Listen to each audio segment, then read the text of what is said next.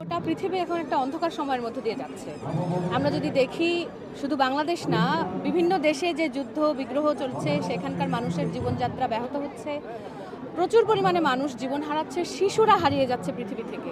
তো আজকে নববর্ষের এই প্রথম প্রহরে আমি সূর্যের মাধ্যমে বোঝাতে চাচ্ছি যে আমরা নতুন সূর্যোদয় দেখতে চাই, যে সূর্যোদয়ের আলোকে আলোকিত হবে গোটা পৃথিবী, যেখানে থাকবে না কোনো হানাহানি, কোনো শিশু ক্ষতিগ্রস্ত হবে না, কোনো মা তার সন্তানকে হারাবেন না, এবং আমরা সবাই হাসি মুখে নতুন করে জীবনযাত্রা শুরু করব। এই মিসাইল থেকে আমাদের গাছ বের হয়েছে।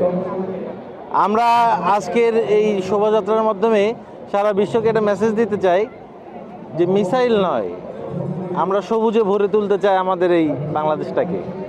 কোনো ধরনের কোনো যুদ্ধ সংগ্রাম এটা আমরা কখনোই পছন্দ করি না।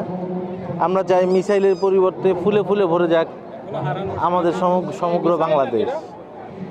নতুনের এই যাত্রাকে আমরা আরও আনন্দময় করতে চাই। দেশের আজকে ক্রান্তি লগ্নে আমরা যুদ্ধ বিধ্বস্ত একটা বিশ্বের মধ্যে দিয়ে যাচ্ছি।